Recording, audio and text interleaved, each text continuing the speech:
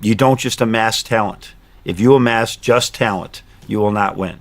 You have to build a team.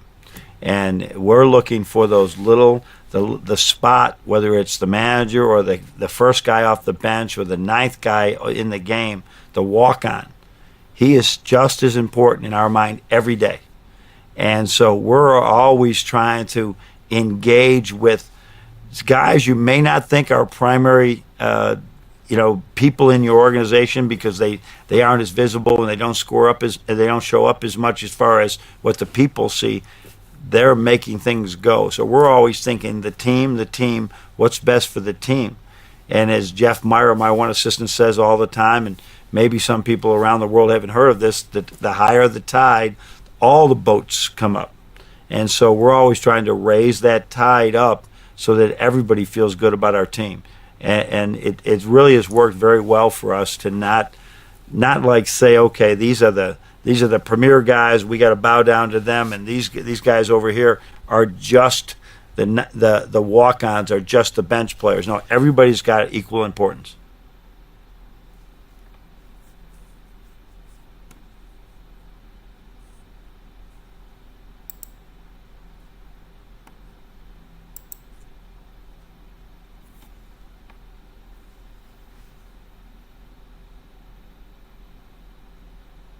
An essential element of team design is goal structure. How are you going to structure the goals in your team? Thus far, in terms of team design, we've talked about how big your team should be, team size.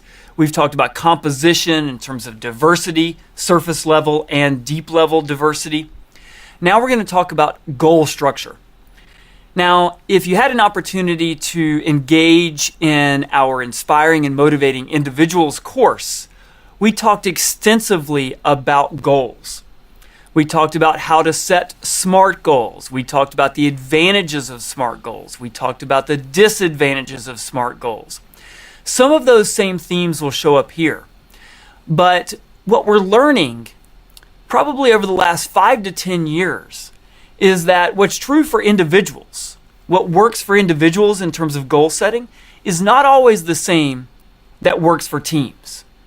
And so we're going to spend a little bit of time thinking about and talking about what is the best optimal way to design and structure goals in the team so that my team performs at its best. I want to start with reflecting on and thinking about your own teams. So think of the team that you're working in currently. Or if you're not working in a team right now, one that you worked in most recently. And the question that I want you to answer is, first, what are the goals, not necessarily the individuals within the team, but for the team? What are the team goals for this unit that you're working in or that you recently worked in? And then, in your opinion, based on your experience, are those team goals effective? Why? Or why not? Let's start with that reflection. I want you to go to the discussion forum, share your experiences, read and learn from other classmates' experiences, and try to figure out what is it about the goals in the team. What is it about how those goals were set that either enabled the goals to really be effective and help drive team performance, or maybe in some cases, the goals actually got in the way of the team's performance. Try to discern what makes for effective goal setting in teams. And then we'll come back and I'll share with you some of the insights, the tactics, the strategies that we are learning and teaching about how to set goals in teams so that your team is performing at an excellent level above what even any individual team member might expect.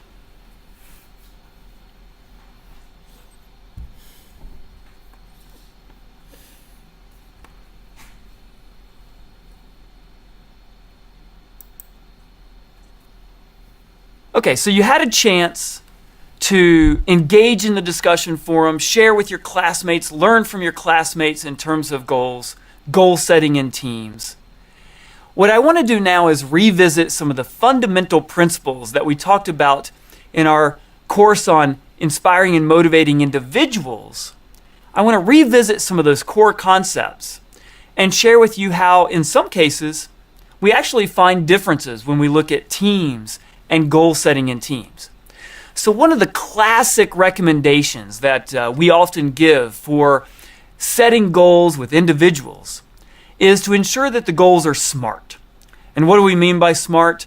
Specific, measurable, agreed upon, reasonable, and time-bound. And a question that we asked you in that course was, how do we make our goals even smarter? In the last few years, we've been doing research on SMART goals in teams.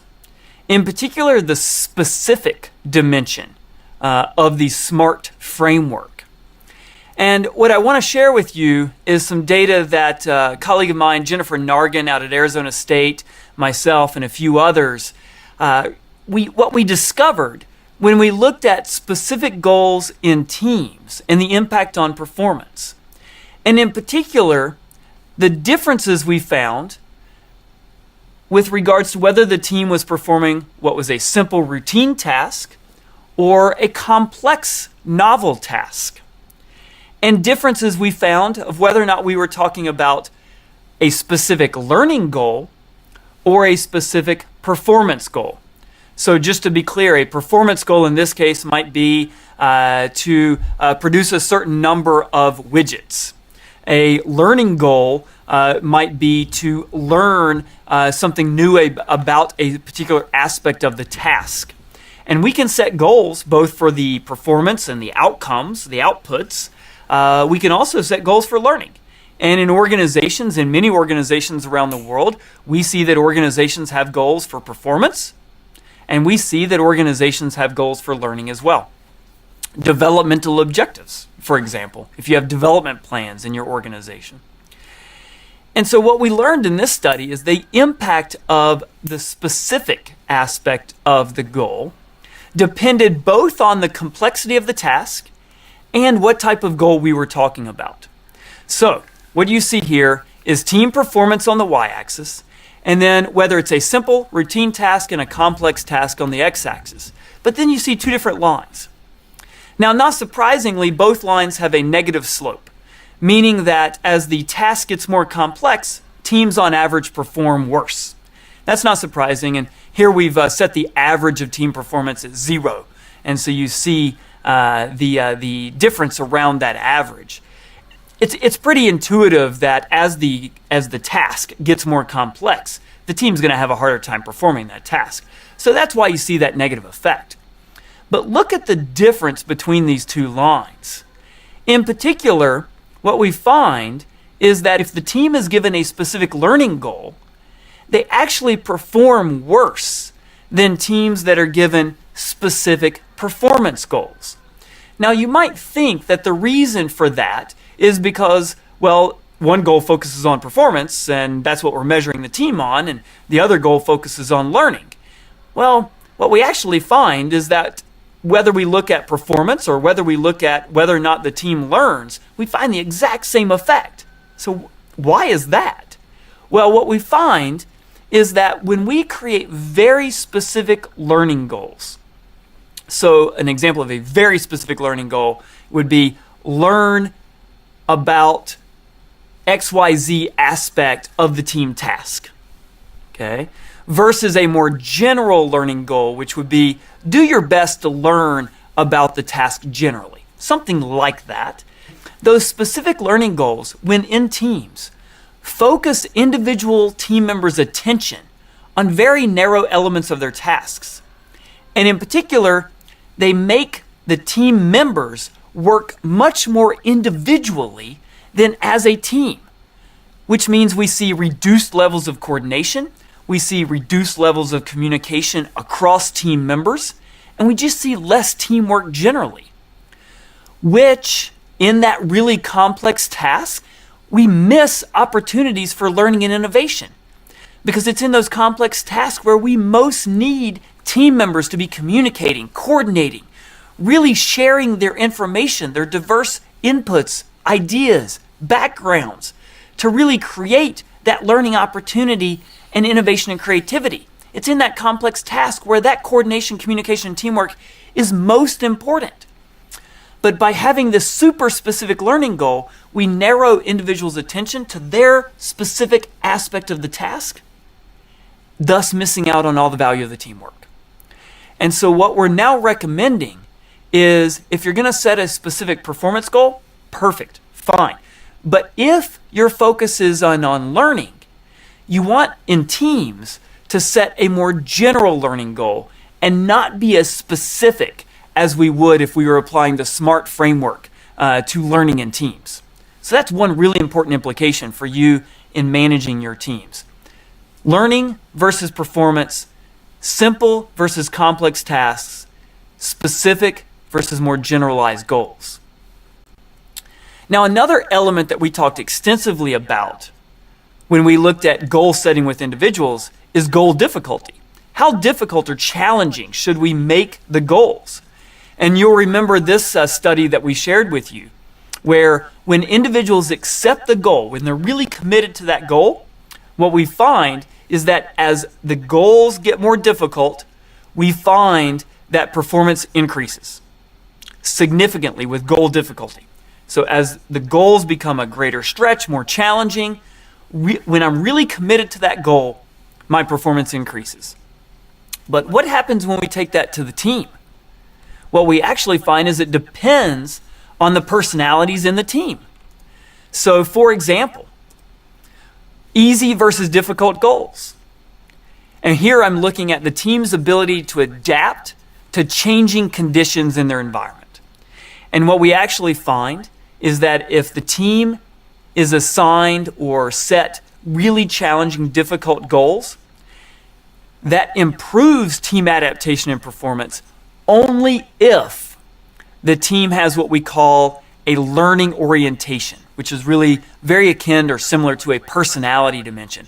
Learning orientation is the team understands that it's going to make some mistakes, but it's committed to learning from them. It has an open mindset to taking risks, to trying new things, all in service of learning. When you combine that high learning orientation with difficult goals, you get team adaptation. You get better team performance in these dynamic situations. But if you combine those difficult goals with the absence of that learning orientation, you actually see worse team adaptation and performance. And that's akin to what we find when we look at the counter to a learning orientation. Again, very much like a personality dimension, performance orientation. This is when the team as a whole is focused on proving to other people, maybe the boss, how well it can perform, or avoiding making mistakes. The antithesis to a learning orientation. When you have difficult goals combined with a really high performance orientation, you actually find the team is less able to adapt and perform. What's the impact or implication for you? If you as a manager or a leader of your team, if you want to improve performance by setting difficult, challenging stretch goals, you better be sure that your team is cultivating and embracing a learning mindset, a growth mindset, a learning orientation, as opposed to that performance orientation where they're trying to avoid making mistakes or avoid looking silly or trying to prove to other people how good they are. You want them to be focused on taking a few risks, experimenting, being open to new ideas, and focused on learning. If you're really going to stretch those goals, make those more challenging. Now, when we talked about goal difficulty previously, we also talked about what happens when individuals reject their goals. They're not as committed to those goals. And what we find is that when you're not as committed, as goal difficulty increases, that goal difficulty actually decreases your performance. Not too surprising. We find something similarly interesting in teams, where when the team is committed to its goal, performance generally at the team level improves. But what we find is that is especially true when team members are extremely interdependent with one another.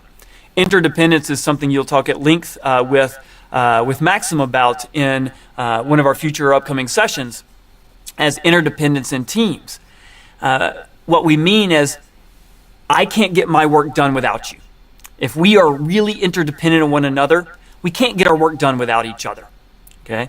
The extent to which your team is highly interdependent makes it ever more important that everybody in the team is highly committed to that goal if you want goals to drive performance in your team.